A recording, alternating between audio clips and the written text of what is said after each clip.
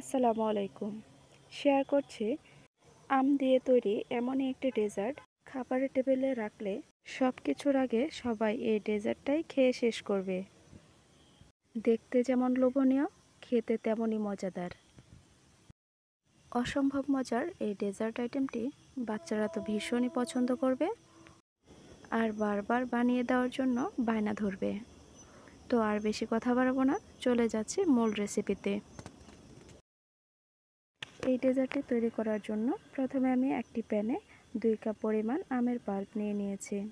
এর মধ্যে দিয়ে দিচ্ছি 1 চা চামচ আগার আগার পাউডার আর দিয়ে দিচ্ছি 1/3 কাপ চিনি। চিনিটা আপনাদের পছন্দ মতো দিবেন। আমার মনে হয়েছে এইটুকু মিষ্টি হয়ে যাবে, কারণ আমেও মিষ্টি থাকে। এখন সব কিছুকে নেড়ে চেড়ে ভালোভাবে মিশিয়ে নেব। প্যানটা এখন চুলায় বসিয়ে দিয়েছি আর অনবরত নাড়তে থাকতে হবে। এই পাল্পটা জাল করে আমি জেলো তৈরি করে নেব। তো এইখানে খুব বেশি জাল করার প্রয়োজন পড়বে না। ভালোভাবে নেড়ে চেড়ে 2 মিনিটের মতো জাল করে এটা চুলা থেকে নামিয়ে নেব। এখন আমি একটা স্কোয়ার শেপ মোল্ড নিয়েছি। এই মোল্ডের মধ্যে জেলোটা সেট করব।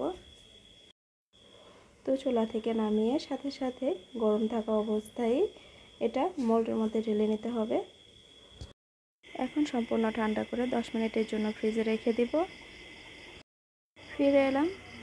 এই তো দেখুন জেলোটা পারফেক্টভাবে তৈরি হয়ে গিয়েছে। এই জেলো তৈরির একটি ভিডিও আমার চ্যানেলে আছে, চাইলে আপনারা দেখে নিতে পারেন। তো এখন এটাকে ছুরির সাহায্যে কেটে নিচ্ছি। আমি আমার পছন্দ মতো শেপে কেটে নিচ্ছি, আপনারা আপনাদের পছন্দ মতো শেপে কেটে নেবেন। তো এই তো দেখুন জেলোটা কতটা পারফেক্ট হয়েছে। এখন এটাকে একটা সাইডে রেখে দিয়ে চলে যাচ্ছে পুডিং তৈরি করতে। এখানে আমি আগে থেকে জাল করা 3 কাপ তরল দুধ নিয়েছি। দুধটা ঠান্ডা আছে এ পর্যায়ে এর মধ্যে দিয়ে দিয়েছি 1 কাপ মতো চিনি আর দিয়ে দিচ্ছি 2 চা চামচ আগার আগার পাউডার। এখন সব কিছুকে একসঙ্গে একটা হ্যান্ড হুইস্কের সাহায্যে খুব ভালোভাবে মিশিয়ে নেব। ভালোভাবে মেশানো হয়ে গেলে এটাকে চুলায় বসিয়ে দেব। এটাকে আমি 3 মিনিট জাল করে নিব। পুডিংয়ের মধ্যে খুব সুন্দর একটা ফ্লেভার অ্যাড হওয়ার জন্য এর মধ্যে দিয়ে দিচ্ছি 2টা এলাচ। 3 মিনিট জাল করে নেওয়ার পর এলাচ দুটো আমি উঠিয়ে ফেলে দিচ্ছি। এখন চুলাটা অফ করে এটা চুলা থেকে নামিয়ে নিব। নামিয়ে গরম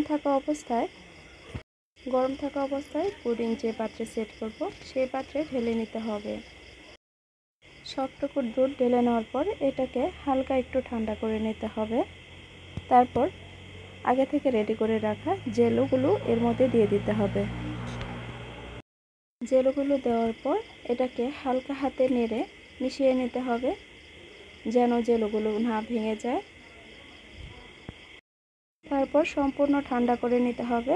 ঠান্ডা করে এটাকে 1 ঘন্টার জন্য নর্মাল ফ্রিজে রেখে ঠান্ডা করে অন্য একটা পাত্রে আনমোল্ড করে নিতে হবে।